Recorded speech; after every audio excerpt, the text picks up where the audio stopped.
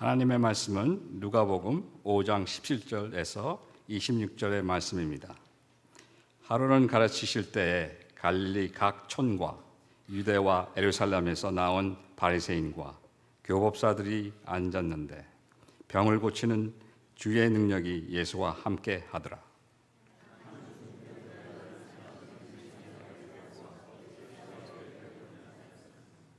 무리 때문에 메고 들어갈 길을 얻지 못한지라 지붕에 올라가 기와를 벗기고 병자를 침상채 무리 가운데로 예수 앞에 달아내리니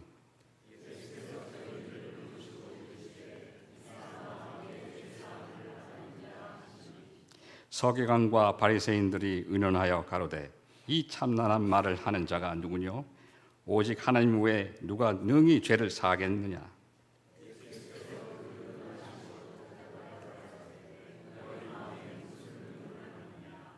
내 죄 사함을 받았느니라 하는 말과 일어나 걸어가라 하는 말이 어느 것이 쉽겠느냐?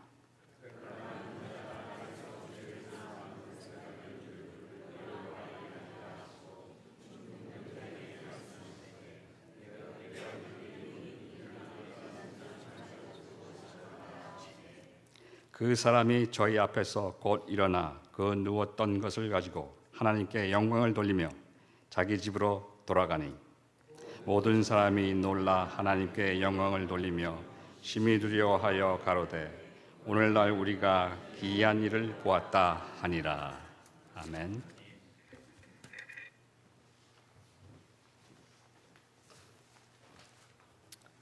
할렐루야. 말씀 전하기 전에요, 제 한국어가 많이 서툴러졌습니다. 그래서 많은 양해 주시고요. 네, 최선을 다하겠습니다. 근데 설교 시작까지 기도로 먼저 시작하겠습니다. 다 같이 기도하겠습니다.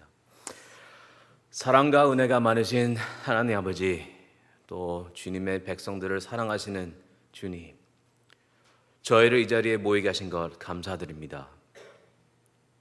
주님의 일꾼들을 생각하며 주님의 말씀을 통해 많은 격려를 주시고 힘을 주시기를 주님 기도합니다. 이 시간 주님의 말씀을 선포하려고 합니다. 주님, 이 시간에 인간의 냄새가 날까 두려웠고 어리석은 인간의 말만 들릴까 해 두렵습니다. 성령님 먼저 나가시고 이 자리에 모인 주님 자녀들, 백성들 마음에 역사하시고 주님의 말씀으로 성령님의 힘으로 저희가 믿음의 힘을 얻고 계속해서 주님의 이름을 위하여 일하는 일꾼들이 되게 주님 축복하여 주시길 기도합니다. 이 모든 것 우리 주 예수님 이름으로 기도드렸습니다. 아멘. 미국 해병대는요, 라틴어로 Semper Fidelis라는 표를 가지고 있습니다. 이 라틴어의 표의 통역은요, 언제나 충성이란 뜻입니다. 이 뜻은 이제 해병대를 위해서 아무리 어려운 일이 자기들 앞에 나타나도 자신의 조국을 위해, 미국을 위해, 그리고 또한 옆에서 같이 싸우는 군인을 위해 언제나 충성한다는 그런 뜻을 가진 표어입니다. 어떻게 보면요, 믿음으로 사는 우리 기독교인, 예수님 따르는 저희들에도 이 표어가 아주 옳다고 생각이 듭니다. 그렇죠? 아무리 어려운 일이 우리 앞에 나타나도 우리는 주 예수를 위해 언제나 충성해야 하는 것입니다. 아멘. 오늘 제 소망은 이와 같습니다. 사랑부에서 헌신하시는 모든 분들, 그리고 사랑하는 샬롬교회를 섬기시는 모든 분들에게 하나님의 말씀을 통해 많은 격려를 받으시고 또 예수님께 언제나 충성하는 믿음의 일꾼들이 되시기를 축원합니다.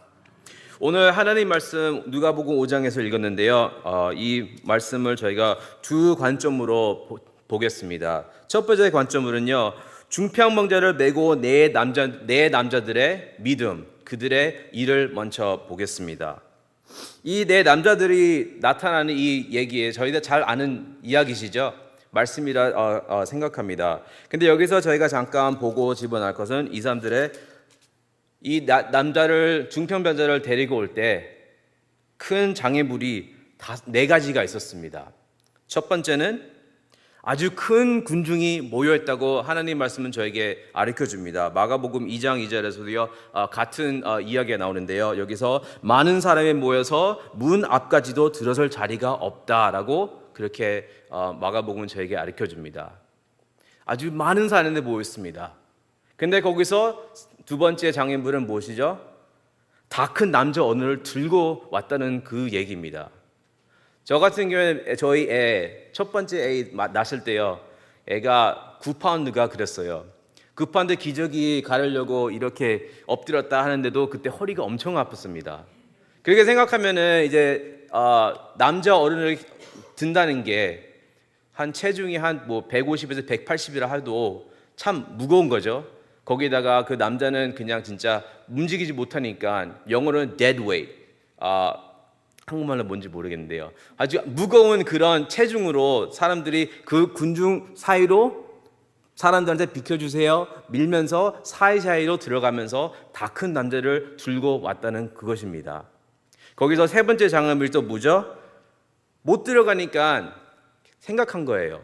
어떻게 하면은 이 중병병자를 예수님 앞에 데려갈 수 있을까 생각하되 마지막으로 생각한 대답이 지붕으로 올라가 사람을 내리자는 그런 생각이 드는 겁니다. 근데 거기서 지붕으로 올라가서 근데 지붕으로 올라가면 그때 보면요 구멍 같은 게 없어요. 창문이 없습니다. 그래서 마가복음에서 또 2장 4절에 이렇게 말하는데 나무 지푸라기를 다 치우고 차르긴 그 지붕에 구멍을 뚫어낸 것입니다. 남의 집에 자기들 집도 아닌데 지붕을 올라가서 구멍을 뚫어서 근데 조그만 구멍도 아니죠. 큰 남자 어른을 내려야 되는데 큰 구멍 뚫는 게 아니죠. 큰 구멍을 올라가서 다 뚫어서 내린 것입니다. 거기에다가 네 번째 마지막은 그 다 큰 남자를 지붕에서 내렸다는 것입니다. 천천히. 저 같은 경우는 마음씨 나빠서요. 그냥 뚝 떨어뜨려도 괜찮았는데 이 사람들은 중병반지를 조심조심 주님 앞으로 내려놓은 것입니다.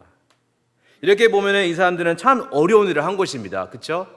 남자를 군중을 사이로 데려가고 지붕으로 올라가서 큰 구멍을 내고 주님 앞으로 이 중병반지를 내려놓을 때 참 어려운 일을 한 것입니다. 그런데 왜 이 사람들은 이렇게 어려운 일을 했을까요? 제 생각에는요, 이 네 남자들은 예수님을 향한 믿음이 있었기 때문에 이런 어려운 일을 했다고 생각이 듭니다. 분명한 것은 이 자리에 모인 모든 군중들처럼 예수님께서는 반드시 이 병을 고칠 수 있는 능력이 있다는 것을 믿었기 때문에 이들은 이렇게 어려운 것을 한 것입니다. 자기들 생각, 인간의 생각에서는 절대로 할 수 없는 일이지만 예수님은 꼭 하실 수 있다는 능력을 믿었기 때문에 이들은 이렇게 어려운 일을 하게 된 것입니다. 하고 제 두 번째는요, 아마도 주님께서는 죄를 사해 주실 수 있는 능력이 있다는 걸 믿었기 때문에 또 이렇게 어려운 일을 한 것을 저는 믿습니다. 왜냐하면 이스라엘 문화를 잘 보면요, 장애를 가진 사람은 주로 이렇게 생각했습니다. 부모나 자신이 죄가 있기 때문에 죄 때문에 장애가 왔다는 것을 이스라엘 문화에서는 그렇게 많이 생각을 했습니다. 저희가 요한복음 9장 2절 말씀을 봐도요, 그때 눈이 안 보이는 사람을 보면서 예수님의 제자들이 예수님께 물어봤습니다. 라비요, 선생님, 이 사람이 누구의 죄 때문에 눈이 먼 것입니까? 부모의 죄입니까? 아니면 자신의 죄 때문입니까? 그렇게 물어보죠. 또한 우리 욥기를 가서 보면요, 욥의 친구들이 욥한테 뭐라 그러죠? 너한테 이 어려운 일이 온 이유는 너의 죄 때문이다 하고 그렇게 계속 우기는 것을 저희가 볼 수 있습니다. 이렇게 이스라엘 사회를 보면요, 장애는 죄 때문에 있다는 것을 이스라엘 백성들은 믿고 있었습니다. 그래서 이 네 남자들이 이 중병병자를 예수님 앞에 데리고 온 이유는 몸만 고치는 것이 아니라 마음에 있는 죄, 이 사람이 영혼에 있는 죄까지 고침을 받을 수 있도록 주님께 데려온 것이라고 저는 믿습니다. 어떻게 보면 마지막으로 어떻게 보면요, 이 네 남자들은 중평병자를 진짜 사랑했기 때문에 데리고 왔다고 저는 생각이 듭니다. 뭐 로맨틱하게 사랑한 게 아니로요. 이 이스라엘 네 남자들은 이 중평병자를 바라보면서 이 사람은 죄 때문에 아프구나. 그래서 마음이 안타까워서 이웃을 사랑하는 이유로 이 사람을 들고 어려운 일을 하면서 어렵게 조심스럽게 예수님 앞으로 데려왔다는 것을 믿게 됩니다. 여기서 하나 저희가 기억할 것은요. 하나님을 믿는 자들은요. 반드시 이웃을 사랑하는 자들입니다. 그렇죠? 하나님을 사랑한다면서 이웃을 사랑하지 않는 사람들이 어떻게 주님의 자녀들이 될 수 있습니까? 그렇죠? 여기서 저희가 좀 반성하면서 생각해야 될게요. 예수님의 교회를 섬기는 자들도 이 네 남자들처럼요. 주님을 사랑하며 또한 이웃을 사랑하면서 충성하는 사람들이 되어야 합니다. 근데 제가 여기서 좀 어려운 질문을 여쭤보겠습니다.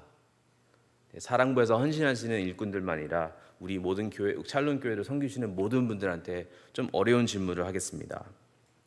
혹시 교회를 섬기면서 마음에 궁시렁궁시렁 그러시면서 불만하실 때가 있으신가요? 감사합니다. 저만 아니군요. 감사합니다. 저도 마음속에 불만하는 게 참 많습니다.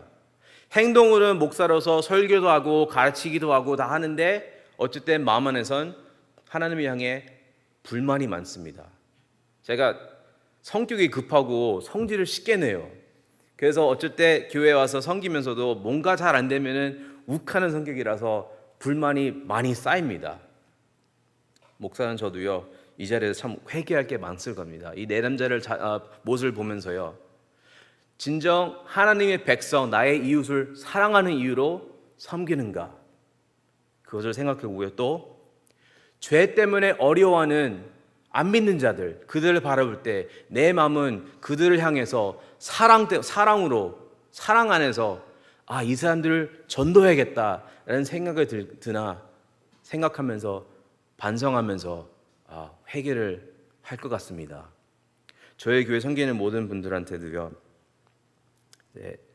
성도님의 마음을 살펴보면서 혹시 내가 불만으로 하나님을 섬겼다면 사랑하는 믿음 없이 그냥 눈으로 잘 보이게 그렇게 섬기셨다면 회개하셔야 됩니다.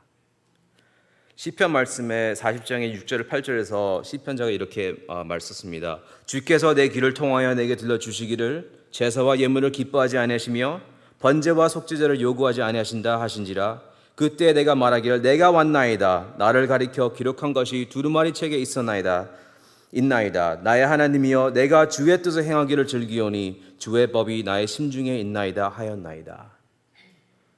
우리 주 하나님은 예물과 제사를 기뻐하지 아니었습니다. 하지만 무엇을 기뻐하시죠? 순종하는 것이죠. 순종하는 것도 그냥 몸으로 행동으로 순종하는 게 아니죠. 마음으로 our whole being 마음과 영혼 모든 것으로 주님을 순종하는 것을 하나님께서 기뻐하십니다.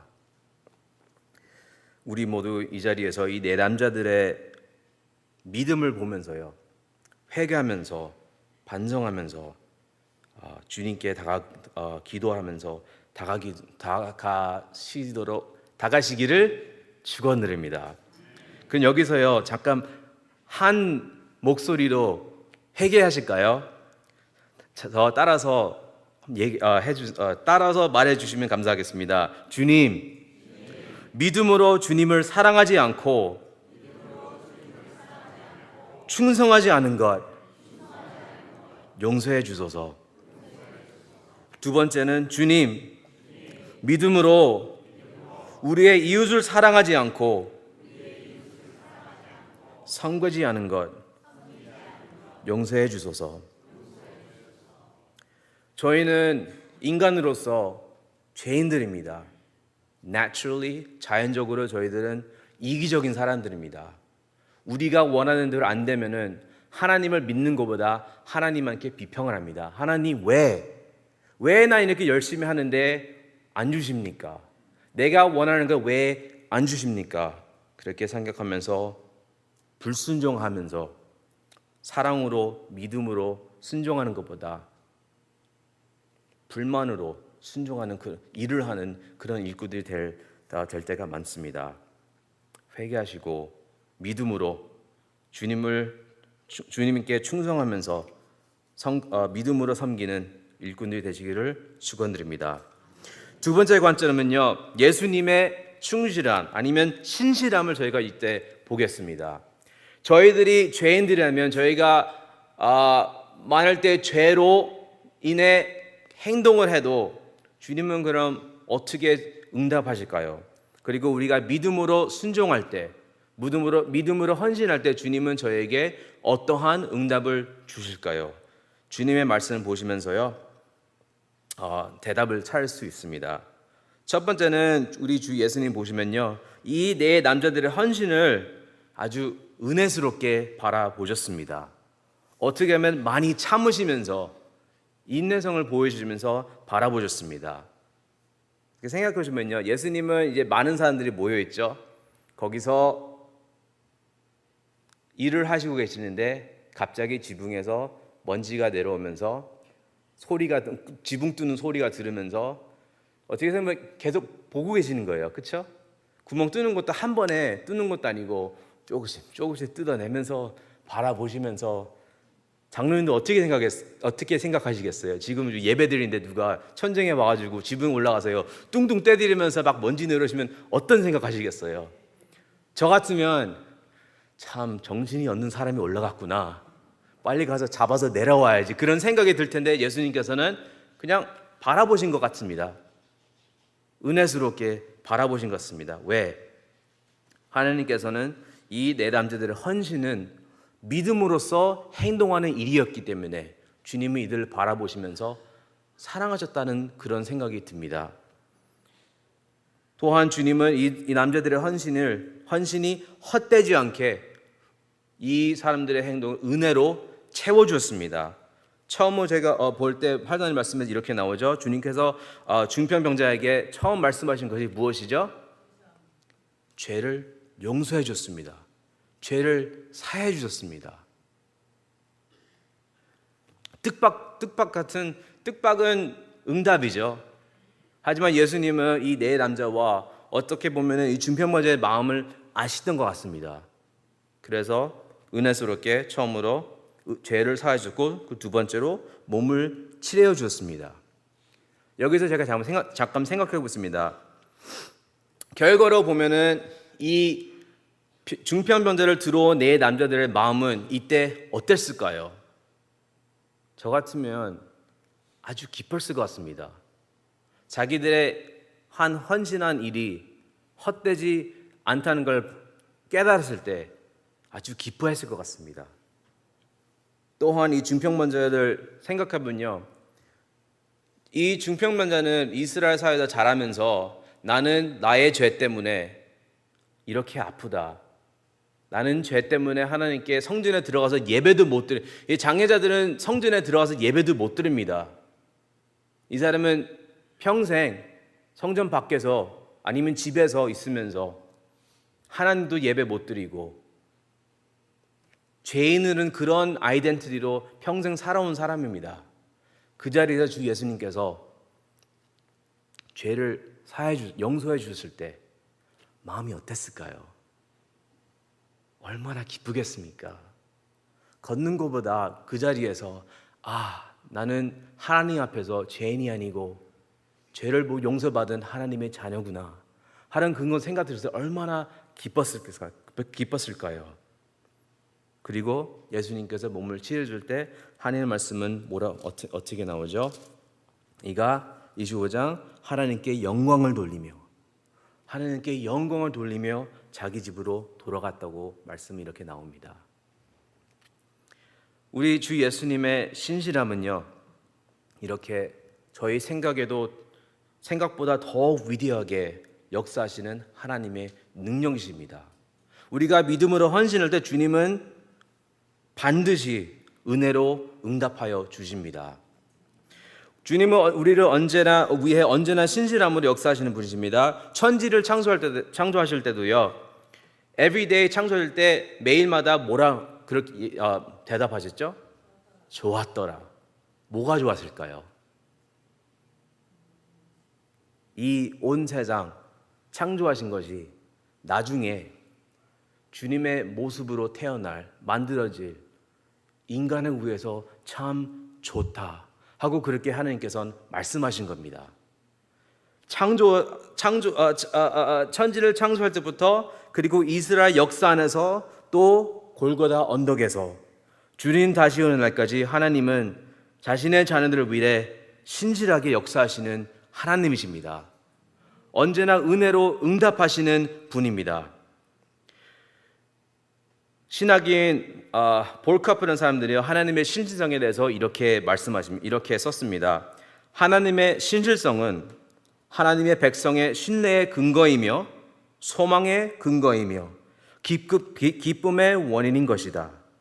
그것은 그의 백성들을 자기들의 불성실로 인하여 일어나는 절망으로부터 구해주며 그들의 실패에도 불구하고 그들이 계속해서 행할 수 있도록 용기를 주며 심지어 그들이 하나님의 모든 복을 잃어버린다는 사실을 깊이 의식하고 있을 때도 그들의 마음은 즐거운 희망으로 채워주신다.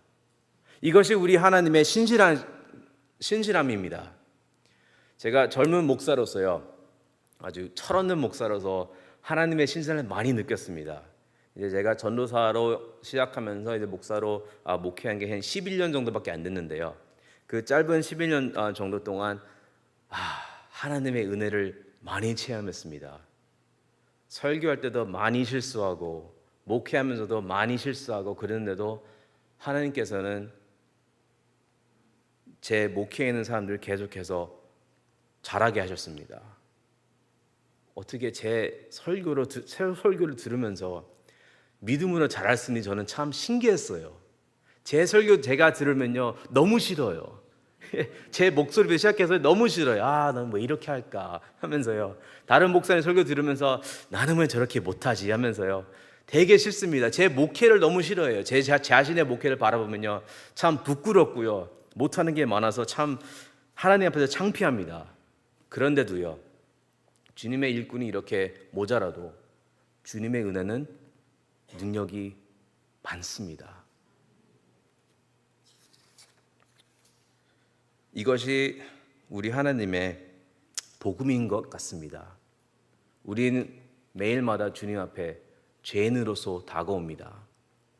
매일마다 죄를 짓는 죄인으로서 주님 앞에 다가올 때 우리 하나님 아버지의 응답은 무엇이죠? 우리를 십자가를 바라보게 하시면서 예수님의 보혈로 통해 죄를 용서하셨다는 것을 다시 가르쳐 주시고 우리를 주님의 은혜 안에서 다시 일어서고 살게 주님께서는 도와주십니다. 이것이 성경의 복음인 것입니다. 이것이 오늘 예수님의 모습을 바라볼 때 우리가 그 복음의 메시지를 이해할 수 있는 것입니다. 이런 주님을 우리는 의심할 필요가 없습니다. 사랑부에 헌신하시는 모든 분들한테 이런 격려를 드리고 싶습니다. 사랑부 제가 주일마다 바라볼 때 우리 교회에서 제일 힘든 일을 하신다고 저는 생각이 듭니다. 근데 이런 어려운 일을 하실 때 하나님을 믿음으로 순종하실 때 주님께서는 반드시 은혜로 응답하신다는 것을 믿으시길 바랍니다. 그리고 우리 온 샬롬 교회 일꾼들 성도님들께도 같은 메시지를 드리고 싶습니다. 같은 격려를 드리고 싶습니다. 아무리 어려운 일이 저희 교회 앞에 와도 우리 교회의 주인은 누구시죠? 예수님이시죠. 예수님이 저희 교회의 왕이십니다. 우리가 아무리 죄 때문에 실패하고 모자라도 우리 주님은 절대 교회가 무너지기를 않게 하십니다. 우리를 언제나 보호하시고 은혜로 감싸주시면서 저희를 자라게 해주시는 우리 하나님이십니다. 충성하시기 바랍니다. 하나님의 믿음을 바라보면서 신실함을 바라보면서 최선을 다하시길 바랍니다. 그리고 여기서 한 가지 더 말씀드릴게요. 믿음의 일이 이 네 남자처럼요 큰 일을 해야만 하는 것이 아닙니다. 우리 예수님께서 우리의 믿음을 어떻게 설명하셨죠? 겨자씨만한 믿음을 쓰셔도 하나님께서는 그 믿음의 일을 쓰실 수 있는 분이십니다. 오늘 저희가 처음 부른 찬송가가 무슨 찬송가면요, 제가 아기 있을 때부터 부르던 찬송가입니다. 저희 할아버지가 육군 소장이셨는데요. 매일 주일마다 저희 곽씨 가족을 주일마다 할아버지 댁에 오라고 그렇게 명령을 하세요. 그러면 저희 아버지의 6남매가 주일마다 다 모입니다. 그럼 저녁 먹고 할아버지는 먼저 올라가십니다. 그러면 할아버지 2층에서 명령을 하세요. 가족 예배 5분. 그러면 온 가족이 2분 안에 찬송가 성경책을 들고 올라갑니다. 제가 이제 어른이 되면서 아빠가 되면서 참 하나님께 감사드리는 것은요, 그 아기일 때 할아버지가 가르쳐 주신 것, 할아버지가 예배하는 모습을 훈련시키고 가르쳐 주신 것, 하나님께 너무나 감사드립니다. 가족 예배드리니까 그렇게 큰 건 아니죠. 되게 짧게 10분 예배 드리고 끝났어요. 하지만 어렸을 때부터 그렇게 훈련시킨 할아버지의 일은 오늘날 저를 목사로 부르신 것에 참 많은 도움이 됐다고 저는 생각이 듭니다. 우리가 주님을 믿으면서 헌신하는 일이 반드시 커야 하는 게 아닙니다. 제가 영우부 사람들 멤버들한테 맨날 말하는 건요, 우리 예배당에 들어오는 사람들 아무리 얼굴이 웃고 있어도 마음은 어쩐지 저희는 모릅니다. 그런 사람한테 웃는 얼굴로 교회 오신 것 환영합니다. 예수님의 이름으로 환영합니다. 그렇게 반가주면요, 얼마나 큰 도움이 될까요? 그렇죠? 아무리 믿음의 헌신은 큰일이 아니도 주님께서는 우리가 하는 모든 일을 쓰실 수 있습니다. 그러니 오늘 말씀해 보면서요, 주님의 은혜를 기억하시면서 믿음으로 충성하시면서 우리 샬롬교회 사랑뿐만 아니라 우리 모든 샬롬교회 믿음의 열매를 보면서 하나님의 은혜와 축복을 즐기는 저희 샬롬교회가 되기를 예수님 이름으로 축원합니다. 기도하겠습니다. 주님 말씀 주신 것 감사드립니다. 저희 성경을 바라보면서 성경을 첫부터 끝까지 읽어보면은 주님의 은혜가 얼마나 훌륭한지 저희들은 깨닫고 볼 수 있습니다. 주님, 매일마다 그래도 가르쳐 주세요. 저희가 주님의 신실함을 바라보면서 매일마다 기쁜 믿음으로, 즐거운 믿음으로 주님께 충성하면서 살 수 있는 주님의 형상들이 될 수 있도록 주님께서 성령님의 힘으로 축복하여 주시고 저희들을 이끌어 주시기를 예수님 이름으로 기도드립니다. 아멘.